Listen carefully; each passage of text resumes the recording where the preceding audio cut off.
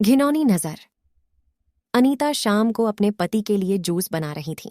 तभी उसकी छोटी बहन बब्बिता का फोन आया। अनीता ने जल्दी से फोन रिसीव किया और कहा, मैं अभी तुझे ही याद कर रही थी। तुझे आम का जूस पसंद है ना, इसलिए जब भी बनाती हूँ हमेशा तेरी याद आ जाती है। पर अनीता की बहन बब्बिता बिल्कुल खामोश थी। जब अनीता ने उसकी खामोशी का कारण पूछा तो बब्बिता की सिसकियों की आवाज अनीता के कानों में साफ सुनाई पड़ रही थी। अनीता बहुत घबरा गई और उसने बब्बिता से जोर देकर पूछा कि आखिर हुआ क्या है। तब बब्बिता ने डरते डरते बताना शुरू किया कि अभी मेरे मोबाइल पर किसी अनजान व्यक्ति का फोन आया था और वह मुझे कह रहा था कि वह मुझे जानता है और उसके पास मेरी कुछ फोटो है, और अगर मैंने उसकी बातें और शर्त नहीं मानी तो वह उन फोटो को इंटरनेट पर डाल देगा। तब अनीता ने बब्बिता से कहा, बब्बिता, ऐसे ही कोई गलत नंबर होगा, कोई सिरफिरा ऐसे ही तेरे मजे ले रहा होगा। तू डर मत, कुछ नहीं होगा ऐसा वैसा। तब बब्बिता ने घबराते हुए कहा, दीदी, मुझे उस इंसान से डर नहीं लग रहा, पर मुझे उसकी बातों से बहुत डर लग रहा है। यह कहकर बब्बिता रोने लगी। तभी अनीता ने कहा, तो बताना, उस इंसान ने क्या कहा है तुझे? तब बब्बिता बोली, उसने मुझे कहा है कि अगर वह मेरी फोटो इंटरनेट पर नहीं डालें तो मुझे उसकी सारी मांगें पूरी करनी होगी। उसने कहा है कि आज रात वह मेरे घर पर आएगा। और इतना कहते ही पूनम जोर जोर से रोने लगी और रोते रोते बोली, दीदी, मुझे उसकी बातें सुनकर घिन आ रही है। ऐसा लग रहा है जैसे उसने मेरे साथ कुछ गलत कर दिया हो। अगर अभी वह मेरे सामने आ जाए तो मैं उसे इसी वक्त जान से मार दूंगी। इतना कहकर बब्बिता चीखने लगी।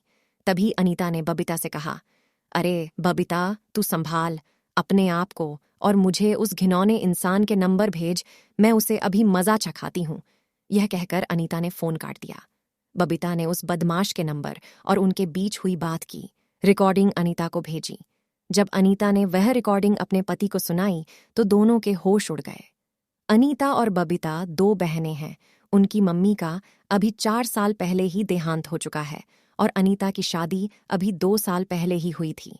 घर में बस अब उसके पापा और बब्बिता ही हैं। अब मोबाइल पर ऐसी धमकी भरी अश्लील बातें कोई भी बेटी अपने पिता को आसानी से नहीं बता सकती। इसलिए बब्बिता ने सारी बातें अपनी दीदी भी अनीता को बताई। अगले दिन ही अनीता और उसका पति दोनों मिलकर पुलिस स्टेशन में जाकर उस इंसान के खिलाफ पुलिस कंप्लेंट करवा आए। बाद में जब पुलिस ने छानबीन की तो पता लगा वह लड़का बब्बिता के मोहल्ले का ही निकला जो मानसिक गंदगी से पीड़ित था। उसकी सोच और उसके विचार हर एक लड़की के प्रति घिनौनी नजर रखता था। उसे पता था कि बब्बिता की मम्मी का देहांत हो चुका है और इसलिए वो उन्हें परेशान करता रहता था। बब्बिता घर पर अकेली रहती थी, इसका फायदा उठा सकता था और वह लड़का अपनी बुरी नजरों और घटिया बातों से बब्बिता की आत्मा के साथ खिलवाड़ कर रहा था। पर बाद में जब उसे पुलिस ने पकड़ लिया तो उसे जेल की सलाखों के पीछे जाना पड़ा। आज भी हमारे समाज में उस जैसे मानसिक रोगी बैठे हैं जो हजारों लड़कियों की आत्मा के साथ खिलवाड़ कर रहे हैं। इनमें से कुछ लड़कियां तो मजबूत होती हैं जो ऐसे रोगियों को अच्छा सबक सिखाती हैं, और कुछ लड़कियां उनसे डर जाती हैं और उनकी मांगों को पूरा करते करते उनकी घिनौनी नजरों का शिकार बनती है। पर आज समय आ गया है कि ऐसे मानसिक रोगियों को हम लड़कियां ही सबक सिखा सकती हैं। इसलिए लड़कियों को उनसे डरने की बजाय उनका डट कर सामना करना चाहिए। अगर आपको हमारी हिंदी कहानियां पसंद आए तो ज़रूर कमेंट सेक्शन में बताइएगा।